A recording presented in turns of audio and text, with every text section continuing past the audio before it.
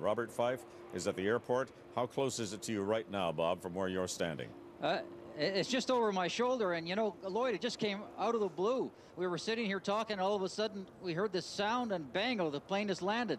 Everybody here, and journalists and the police are all excited. They have their cameras out taking pictures, including the Mounties.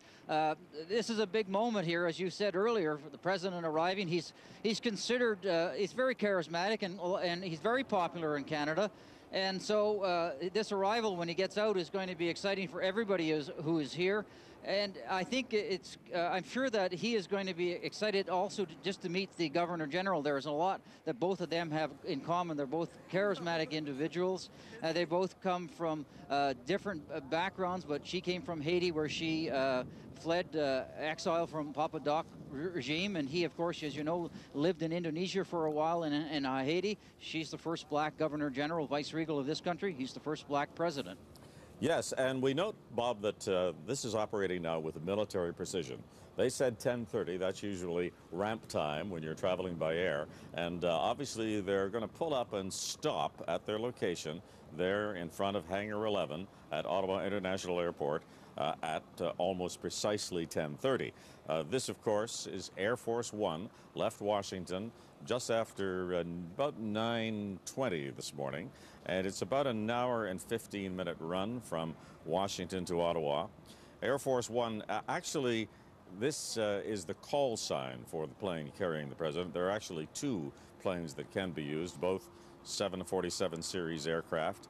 Air Force One was established during the administration of Dwight Eisenhower, and interestingly, it came after an incident in 1953. If you can imagine this, when a commercial airliner with the same call sign, 8610 at the time, entered the same airspace as the presidential aircraft. Well, you can imagine the kind of fuss that would create nowadays, and it was quite a fuss even then. There's about 4,000 square feet inside this plane. It's on two levels. There's a conference area, of course. There's a sleeping area for the president. There are about 115 people on this aircraft this time.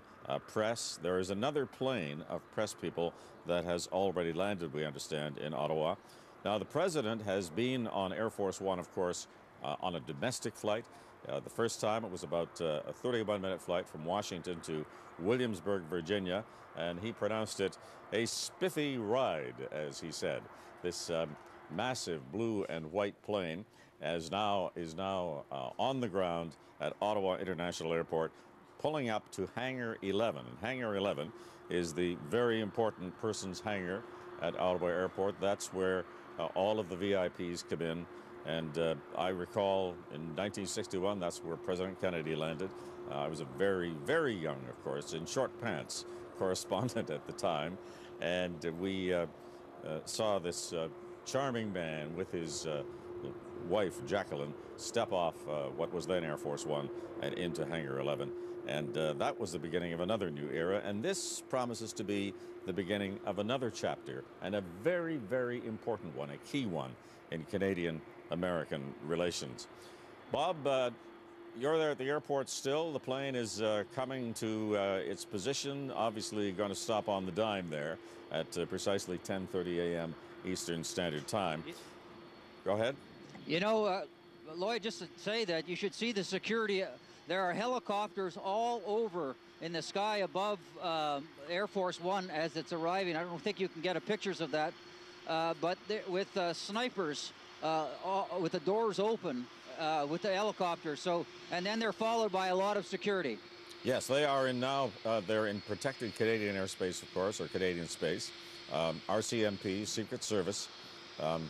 When the president walks, in fact, from the ramp of the plane into the Billy Bishop Lounge, Hangar 11, there will be riding along just beside him, you probably won't see it, but there will be a security car following his every step as he moves just from the plane to the hangar.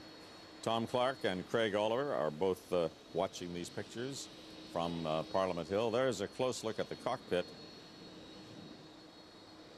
Got to be careful if you're driving this one. And Lloyd, people were wondering, Tom and Craig, just how the president would behave on Air Force One, because Bill Clinton, of course, he was garrulous. He walked out, talked to reporters all the time.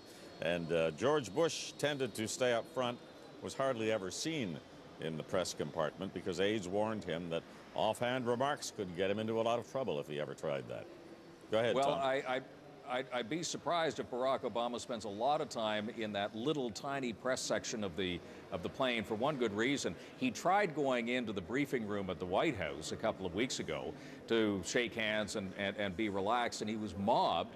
And then people started throwing questions at him. And he said, look, if you're going to ask me questions, I can't possibly have a nice relationship with you guys. And everybody sort of looked at the ground and realized that, well, that's just the way it is. And so Barack Obama retreated from the briefing room. And I think that he's learned the lesson that that when you're the president of the United States, you've got to be a little bit careful about how chummy you become with everybody, because it's high stakes all the time. Just one very quick note. Craig and I were just talking about it. A friend of mine in the aviation business in the United States, and I'll leave it at that, said that virtually every time that 747 takes to the air, it is a brand new airplane. Virtually every part on that plane is replaced way before it needs to be. And so if you're thinking that it's an old-looking 747, you're right. There's 3 of them, as a matter of fact, but they are in absolutely mint condition every time they fly. Right. Lloyd, just as an example of how security has changed at the airport you're watching now, when George Bush Sr. arrived, I and another couple of reporters wandered out onto the tarmac. And we were standing there when he came down the gangplank, and Brian Mulroney grabbed him, brought us over to us, and said, I'd like you to meet a couple of Ottawa reporters, Mr. President. He shook our hands and asked us a couple of questions. I mean, that was only, what, 12, 13, 15 years ago? And those days are gone forever. All right, the stairs being wheeled up to the plane door, and very shortly we'll be watching for that first glimpse of Barack Obama as he steps out to be greeted by Canadians. First of all, to be welcomed by the Governor-General, the Queen's representative, and her husband, Danielle Lafont, and also there at the airport, we'll see them probably in a moment, Michael Wilson, the Canadian ambassador to the United States, the head of protocol for foreign affairs, and Lawrence Cannon, the Minister of Foreign Affairs. That delegation will be assembling at the ramp at the bottom of the plane.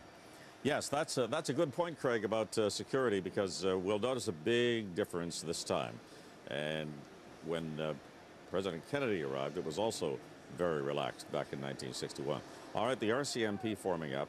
Now, quite often at these presidential visits, we have what is called a guard of honor, and the president would step off and perhaps inspect the guard. There are various ways of managing these welcomes. In this case, and what they're underlining here is that this is very much a working visit, and the guard is not going to be called a guard of honor. It's going to be called a welcome guard. But the president will get a look at the RCMP and their red surge, looking spiffy and smart as ever on this cold February morning in Ottawa. Lloyd, the president has been to Canada before. Sorry, Tom, I was just going to note that the president has been to Canada before as a tourist, visiting relatives in the Niagara Peninsula area. And there's the Governor-General and her husband, their excellencies, proceeding out to the plane. Tom, yes, you were going to say? Well, I'm just going to say that this has been very much an RCMP operation. In past times, the military would have been much more involved, but that airport was decommissioned as a military airport in the 90s. It's now run by Foreign Affairs. But on the ground outside the House of Commons, it has been the RCMP in charge of all security, negotiating with the U.S. Secret Service. Inside the House of Commons, it has been the House of Commons security totally in charge, even restricting the Secret Service to how many agents they could bring in here. There are less than a half a dozen Secret Service agents coming in the building with him.